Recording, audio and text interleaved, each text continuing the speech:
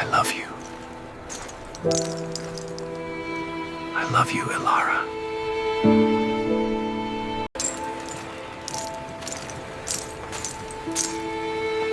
I love you, Ilara. He bought a bride from a distant land, but she refused to speak until Nebraska, 1865. The wind screeched through the gaps in the warped wooden planks, carrying the promise of snow and the deep silence of the pine forest. That shriek was the only sound in Finn's home. His breath hung in the cold air like thick smoke, and every strike of his axe outside felt heavy and final. This house was no longer a home. It was a cold cage, a constant reminder of what he had lost. His wife, Hannah, had left with his eldest son, and they'd left behind a void that no amount of chopped wood or patched-up roof could ever fill. Finn, a quiet man with shoulders as rough as an oak tree's bark, sat by the dead hearth, mending a torn boot. His hands, calloused and raw, did the work mechanically, without emotion. His 3 children were as silent as the house itself. Sarah, the eldest, sat by the window, her expression grim as she embroidered a handkerchief. Caleb, 8, arranged sticks into the shape of a deer on the floor, a tiny world without noise. Lily, the youngest, was just a small sigh, sitting listlessly in her crib. Then, a sudden, rough knock on the door shattered the quiet. Finn stood, gripping the small hammer in his hand, his instinct that of a cornered animal. He opened the door, and 3 loggers shuffled in, dragging a slender girl with them. Her black hair was a tangled mess, and her eyes were a dark, deep void. Finn, the leader, a man with a thick beard and a cruel gaze, grunted, "Heard you were looking for a wife." He shoved the girl into the room like a piece of merchandise. "Found this one out on our land, a mute Lakota, cast out by her own tribe. Probably useless, but at least she can't talk back. A perfect bride, wouldn't you say?" He laughed, a coarse, grating sound like a saw on dry wood. Finn looked at Ilara, but not as a person. He looked at her thin but strong hands, clenched together in a show of fierce resilience. He saw no fear, only a profound emptiness. He saw a silence that matched his own. He didn't want a talking woman, a woman who might try to replace Hannah. He just needed a presence, someone to keep this house from falling apart completely. "The price?" Finn asked, his voice low and dry. The logger's grin widened. "An old rifle and some rounds will do." Finn glanced at the old rifle hanging on the wall. It was his rifle, a reliable tool. He nodded, took it down, and handed it over. A rifle for a human being. There were no vows, no consent, just a cold transaction. As the loggers left, the door slammed shut with a sound like a gunshot, leaving a hollow echo. Ilara stood there in her thin coat, her eyes full of buried stories. Finn looked at her, and his gaze was as parched as cracked earth after a long drought. He had bought a wife, but she was no wife. She was just a purchase, a new ghost in his house of ghosts. The silence that followed was different. It no longer held the heavy weight of shared grief, but the sharp tension of 2 strangers, one bought, one buyer, trapped in a cold room. Ilara didn't move. She simply stood, taking in the scene with her quiet eyes. She saw the dusty corners, the unwashed dishes, the children's withdrawn faces. She saw not a home, but a monument to loss. Finn pointed a blunt finger at a pile of worn blankets in the corner. "That's where you'll sleep," he said, his voice flat. He offered no further instruction, as if the purpose of her purchase were self-evident. Ilara didn't nod, didn't flinch. Instead, her eyes settled on the cold, gray stones of the hearth. With slow, deliberate movements, she shed her threadbare coat and knelt before the fire pit.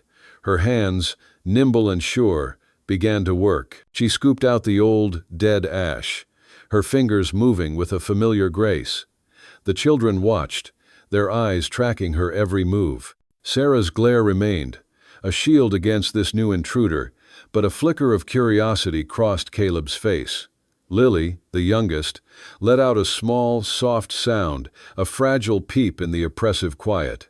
Ilara found a few small pieces of dry kindling near the back of the hearth. She rubbed 2 small stones together, the familiar scent of struck flint filling the air, a scent that smelled of survival.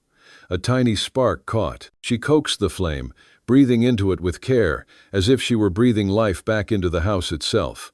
The fire caught, its light spreading across the room, casting dancing shadows. The cold walls seemed to recede, and for the first time in a long time, a thread of warmth began to stitch itself back into the fabric of the home. The scent of wood smoke filled the air, a scent that Finn, standing stiffly in the doorway, had almost forgotten. He watched her, a woman who had arrived as a piece of merchandise, now a quiet, powerful force of nature. The children watched her. Sarah, the eldest, stood stiffly near the wall, her eyes locked on Ilara with the sharpness of a knife.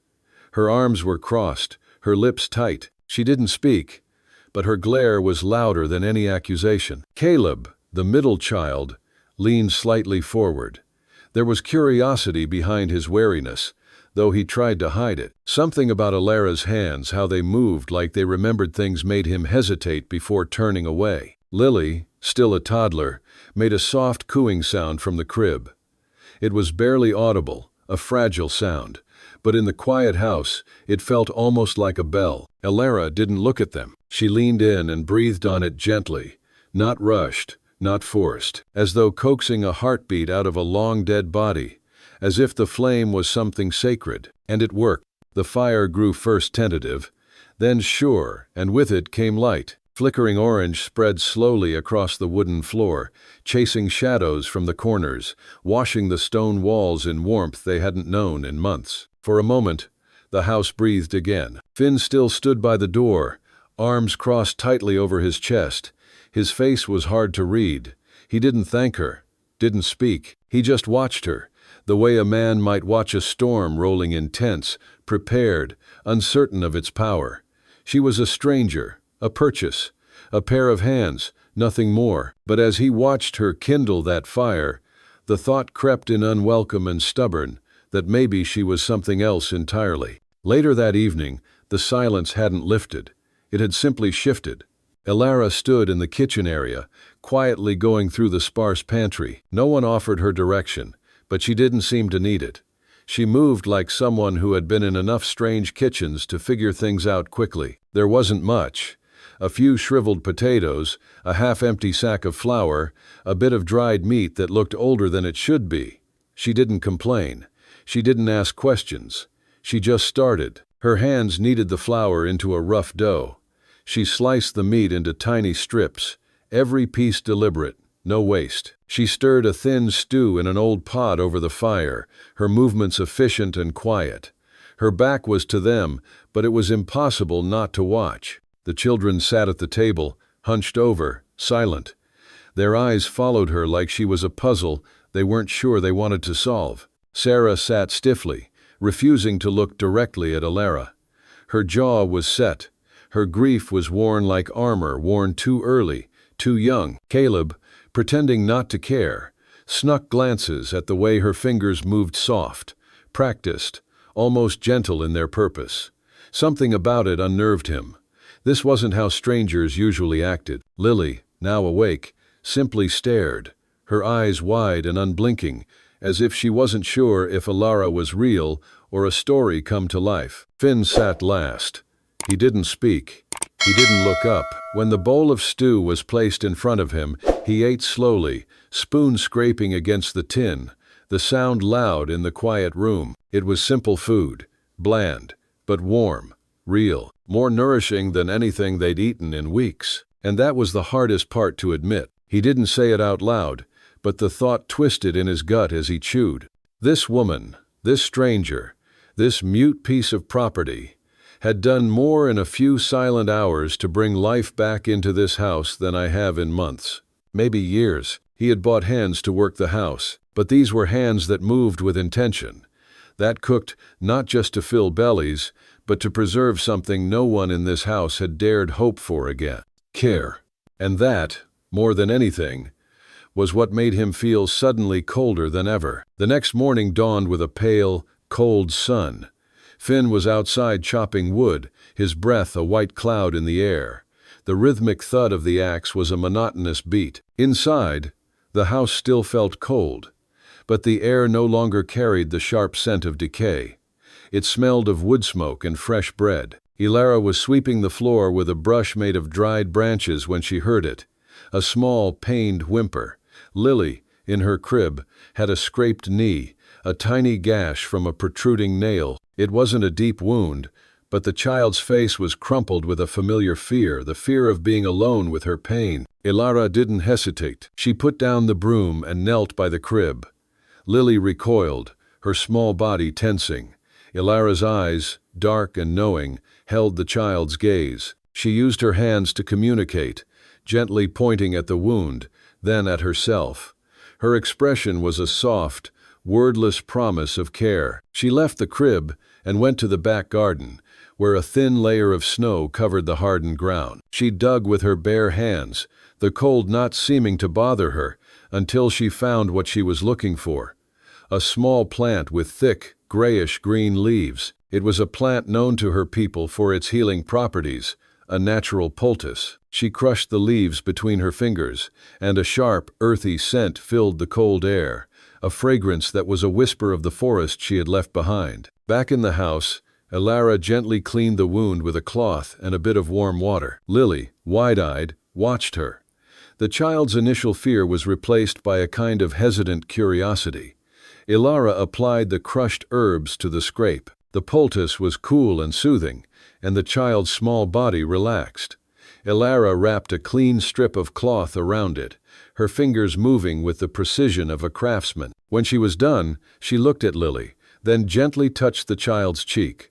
Lily, for the first time, didn't pull away. She just stared at Ilara's hands, which had so gently offered comfort where there had only been pain. Days turned into a week. Ilara's presence had transformed the house, not with loud words, but with quiet order. The hearth always held a fire, the meals were simple but nourishing, and the children, though still reserved, were no longer ghosts. One afternoon, Ilara was sitting on the floor with Caleb. She had found a smooth, flat stone and a piece of charcoal. With deft fingers, she drew a deer on the stone. It was not a simple drawing, but a lifelike depiction, with a proud head and strong muscled legs. Caleb, who had only ever seen stick figures and sad drawings, gasped softly. Ilara pointed at the drawing, then made a sign with her hands, a flowing gesture that mimicked a deer running through a forest. Caleb, a boy of the woods, understood instantly. He pointed at the drawing, then at a pile of sticks, and made the sign for run. Ilara smiled, a rare and fleeting expression that transformed her face. She took another piece of charcoal and drew a bird, then made a sign with her hands, a gesture that mimicked wings flapping. Caleb mimicked her. He was learning her language, a language of hands and pictures, a language that was not burdened by the weight of a broken past. Sarah watched from a distance. She was still a fortress of resentment, but she couldn't deny the change she saw. Caleb, who had been so quiet since their mother's death, was now animated, his eyes alive with curiosity. Ilara wasn't trying to replace their mother, she was simply being. She was teaching them about the world in a way their mother never had, a way that felt as ancient and true as the trees themselves. Finn saw it all, but only from a distance. He would stand in the doorway, a shadow watching shadows, his arms crossed over his chest. He saw Ilara with Lily, her hands gentle on the child's small leg. He saw her with Caleb, drawing pictures and making silent gestures. He saw the fire in the hearth, the clean floor, the children's faces, which held fewer shadows than before. He had purchased a bride, a mute woman who could not argue, but she was turning out to be something else entirely. He had expected her to be a worker, a presence to fill the house.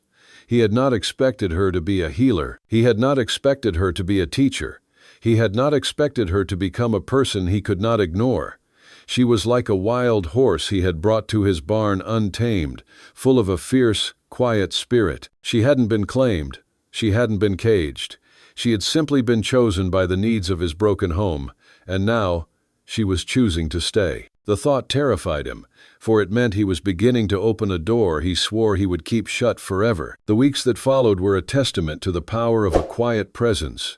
Ilara did not speak, but her hands were never silent. They patched torn blankets, mended broken furniture, and cooked food that, while simple, tasted of care.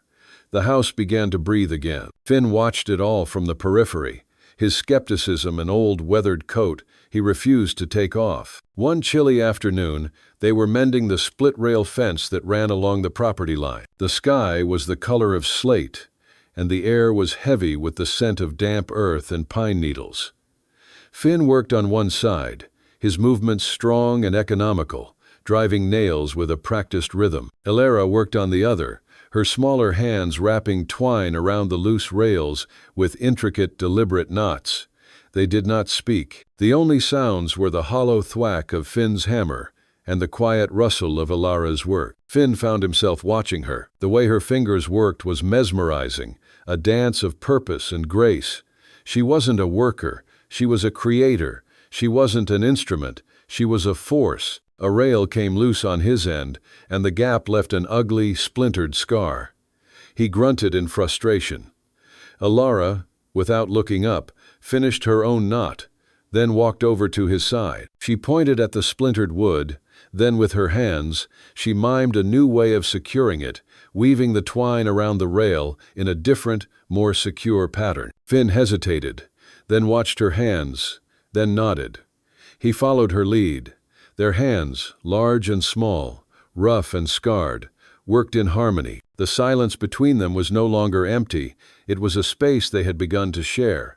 That night, the cold didn't just return, it came roaring back like a beast with unfinished business. Wind screamed through the cracks in the cabin walls, rattling the windows and gnawing at the edges of the fragile warmth inside.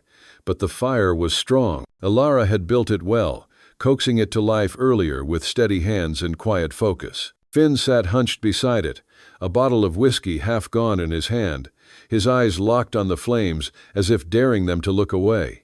His body was still, but his jaw worked in a slow, furious grind. The room around him felt tight, claustrophobic, as if even the air had learned not to breathe too loudly when he was in this state. Ilara sat a few feet away, curled on her pile of thin blankets in the corner, her back to the wall. She hadn't spoken once all evening, she never did, but her silence was different now. Not fear, not submission, distance. In her lap was a piece of flat slate she'd found earlier, and a blackened stick of burnt wood.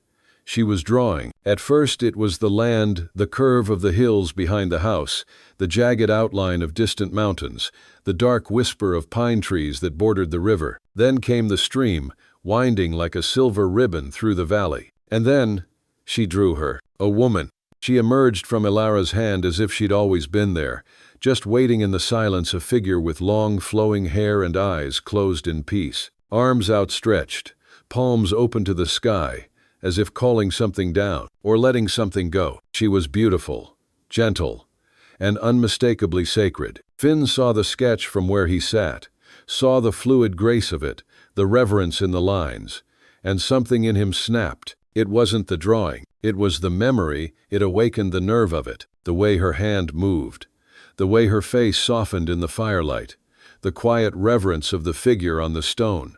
It all reminded him too much of her. Hannah, his wife, the healer, the one who used to sit by this very hearth, humming under her breath while mending clothes or tending wounds, the one who would have smiled at a drawing like that, the one he couldn't save, the one he'd buried. Finn stood too fast, the bottle in his hands sloshing. His heart pounded, thick and ugly in his chest. His voice, when it came, was raw with whiskey, and something older, something he hadn't touched in years. "Don't," he said, low and sharp. Ilara's head lifted slightly, but she didn't stop drawing. "I said don't," he growled again, louder this time. "Don't bring her into this house." She turned to look at him, confused. "Not her," he spat, waving a hand at the slate, as if the image itself poisoned the air. "I don't care who she is. I don't want your ghosts in here. I don't want your past. I don't want your hope scribbled all over this house like it's still worth saving." He staggered forward, eyes wild. And then, with a sudden kick, he slammed his boot into the slate. It skidded across the floor. The drawing shattered in an instant. Stone on wood, brittle and final. The children stirred in the loft above. Lily let out a soft whimper, but neither Finn nor Ilara moved to check. His chest heaved. "I didn't buy you for this," he snarled, even though the words tasted like acid. "I didn't bring you here to play pretend.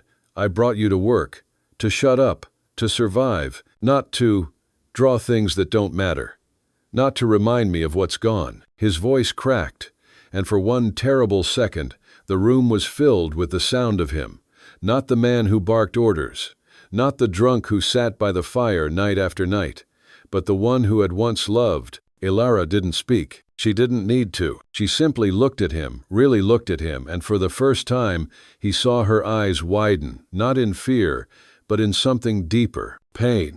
It was a raw, open sadness that pierced through the storm of his rage like a blade. She wasn't angry. She wasn't afraid. She was devastated, and somehow, that was worse. He expected her to fight back, to shout, to cry, to be something he could control, but she just sat there, staring at the broken slate, then slowly back up at him, as if seeing all the way through his fury to the hollow pit beneath it. To the man who had built his grief into walls so thick, he couldn't feel anything anymore except the sharp sting of memory. And in her silence, she said more than any words could have. "You didn't just lose her. You lost yourself." Without a word, Ilara bent down, hands steady, and gathered the broken pieces of slate, one by one. No rush, no shame, just quiet dignity, like someone performing a ritual for the dead. Then she stood. The firelight flickered across her face, tired, cold, and suddenly, utterly alone. She walked past him without flinching, without looking back. She opened the door, letting the icy wind bite into the room, and stepped out into the night.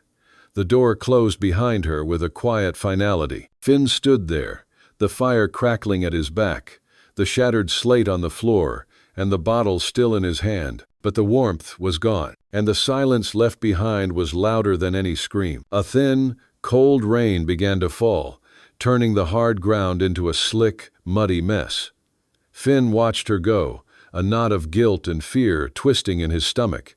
He hadn't meant to be so cruel. He had just wanted to stop the feeling, the slow, painful thawing of a heart he thought had turned to stone. He waited for her to return, but she didn't. The rain turned to sleet. The wind picked up. Finally, he couldn't stand it anymore. He grabbed his coat and a lantern and followed her footprints into the darkening woods. The tracks were faint, but he followed them, his heart pounding a frantic drumbeat. He found her huddled in a small overhang of rock, shivering. She had her back to him, her shoulders hunched against the biting cold. She was not a possession he had lost. She was a person he had hurt, a person he was now desperately afraid of losing. He heard the snarl first, a low, guttural growl that rumbled through the undergrowth. A large gray wolf, its fur matted and its leg caught in a poacher's trap, was watching them with feral, hungry eyes. It was a mirror of Finn himself, trapped and in pain, ready to lash out. Ilara hadn't seen it.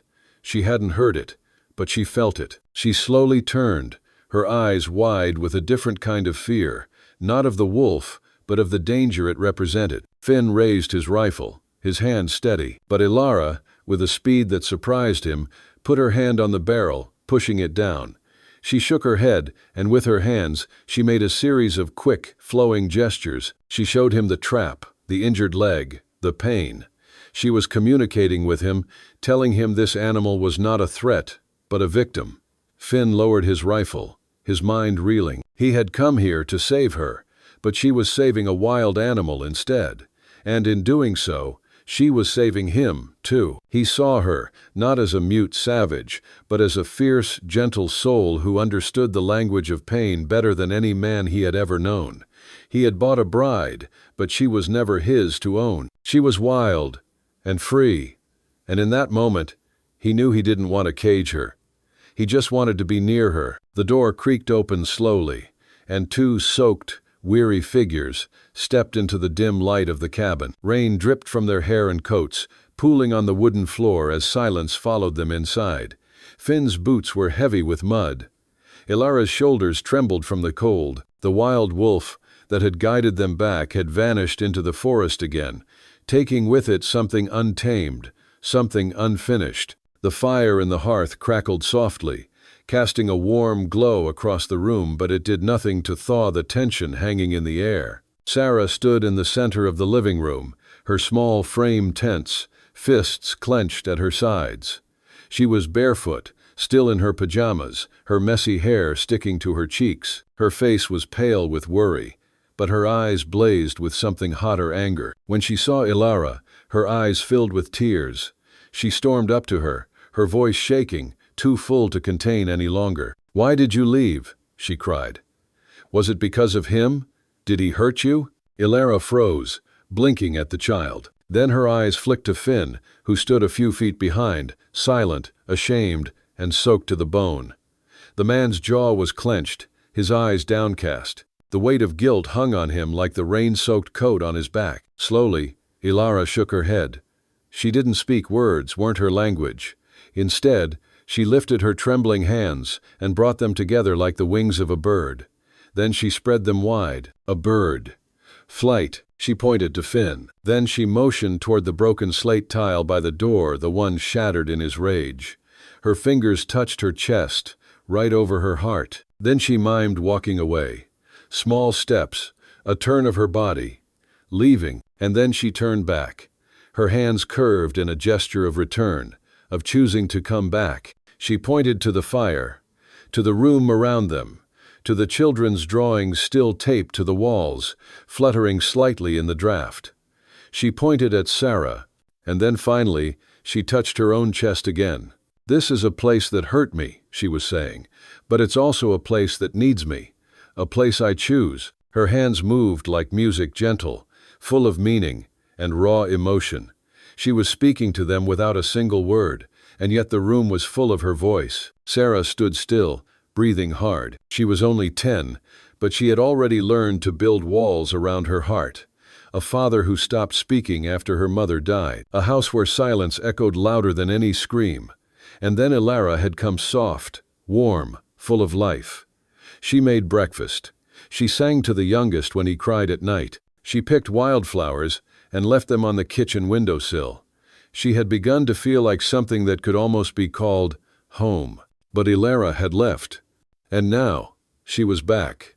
The anger that had burned in Sarah's chest began to tremble. Not fade, not vanish, just tremble, crack. She looked at Ilara, really looked, and saw the soaked clothes, the dirt on her face, the dark circles under her eyes, the way she stood with nothing but honesty between them. And in that moment, the dam broke. Sarah stepped forward and wrapped her arms tightly around Ilara's waist, her cheek pressed against the damp fabric of Ilara's coat. She didn't say a word. She didn't need to. Ilara's breath hitched. Slowly, gently, she wrapped her arms around Sarah, too. She closed her eyes and rested her chin lightly on the girl's head. It wasn't a grand gesture. It wasn't loud or dramatic, but it was forgiveness. A forgiveness so quiet, it made the fire crackle louder. A forgiveness that didn't erase the pain, but made space for something else to begin. Finn watched them from a few feet away, his heart in his throat. He had never known how to say the things that mattered. He had buried his sorrow beneath long days and silence, hoping no one would see the man unraveling beneath. And in doing so, he had lost more than he realized. Now, as he looked at his daughter wrapped around this woman he had once driven to the edge of leaving, something inside him shifted. It wasn't fixed. Nothing was fixed, but something had cracked open. He took one step closer, just one, and in the golden light of the fire, with rain still tapping on the roof, the three of them stood in the middle of that old cabin, so broken, so flawed, and something warm began to take root. It wasn't perfect. It wasn't easy, but it was real. And for the first time in a long time, that was enough. The bitter cold of the long winter finally began to recede, a slow, gentle surrender. The snow on the eaves began to melt, dripping in a rhythmic, hopeful cadence. Patches of mud appeared on the trail, and the river began to sing a new song, a rhapsody of life and motion. Finn found Ilara sitting on the front stoop, her face turned up to the weak sun, Her eyes closed. She looked less like a wild thing and more like a plant stretching its leaves toward the light. He sat down beside her, the silence between them now warm and easy. "You're a healer," he said, the words catching in his throat, a sound he hadn't made in a long time. It wasn't a question. It was a statement. Ilara opened her eyes and looked at him. She nodded once, a slow, deliberate movement. Her hands, which had been resting in her lap, began to move. She mimed gathering herbs, tending to a wound, sharing a secret with an animal. She then pointed at the house, then at the children, then at his heart, and made the sign for broken. Then she cupped her hands together, a sign for whole. He watched her, a woman who had come into his life as a broken thing, and who was now showing him how to be whole again. The cold ground was giving way to new life, and so was he. They began to work side by side, not as a master and his purchased bride, but as partners. He taught her how to set a fence post and patch a roof. She taught him how to gather herbs, how to identify different bird calls, and how to track without a gun. They shared a meal one evening, sitting at the newly mended table. The children were asleep, and the house was full of the quiet warmth of a fire and the simple satisfaction of a day's work. Finn found himself talking, a foreign sensation. He told her about his life before the tragedy, about Hannah's smile, about his eldest son's love of the forest. He spoke as if Ilara could understand his words, not just his hands. She listened, her eyes filled with a deep, bottomless empathy. When he was done, she simply reached out and placed her hand over his.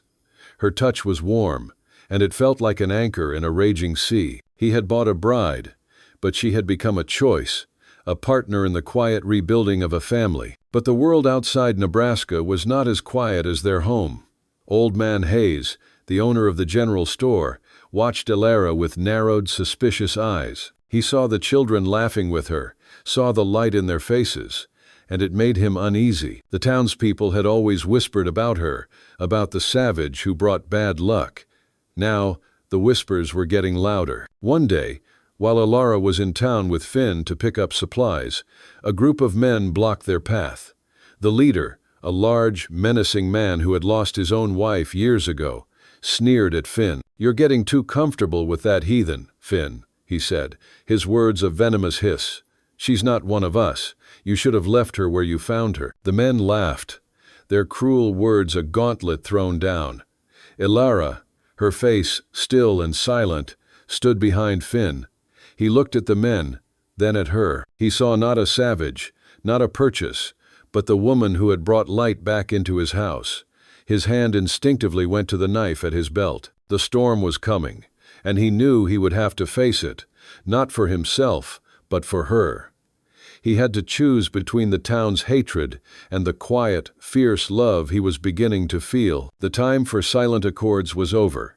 The time for a stand was at hand. The whisper of discontent in Nebraska was a distant echo of the storm that was brewing.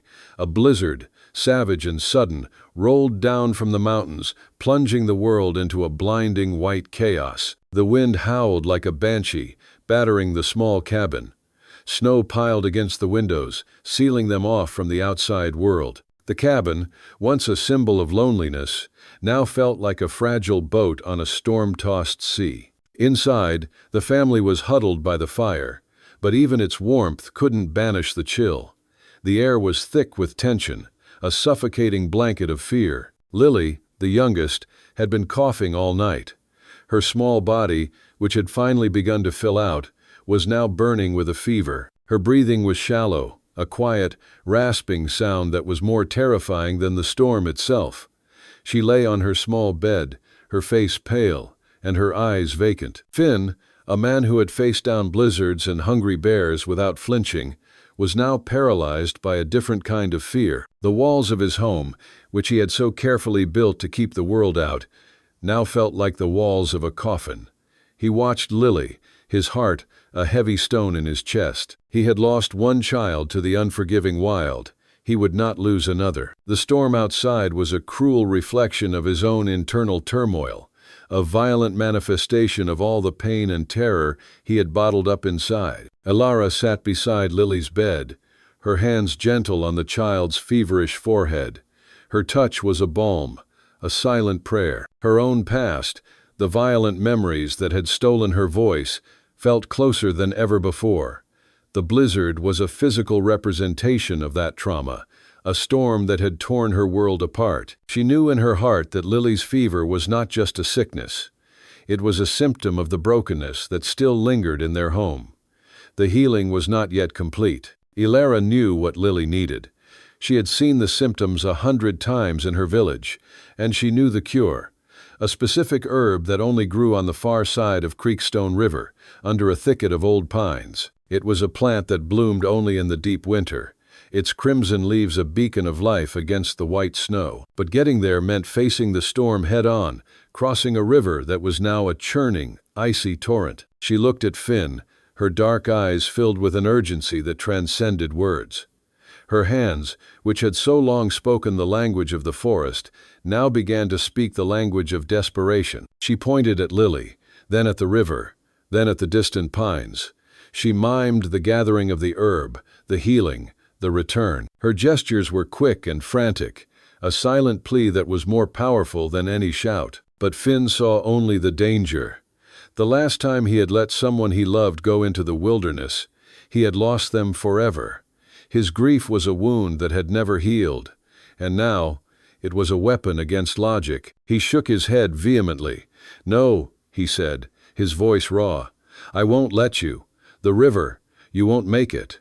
I won't lose another one." His fear was a roaring animal, an untamed beast that clawed at his throat.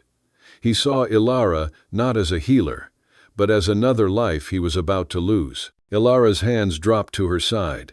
The hope in her eyes, which had been so bright, dimmed to a flicker, but it did not go out. She looked at Lily, at the small, feverish face, and a quiet strength, a fierce resolve, hardened her features. She would not let this child die. She would not let the storm win. The choice had been made, not by a man who owned her, but by a woman who chose to live. Finn thought she had given up. He sat by the fire, his head in his hands, listening to the roar of the blizzard and the quiet, terrible sound of Lily's breathing. He was a prisoner in his own home, a man defeated by a fear he could not name.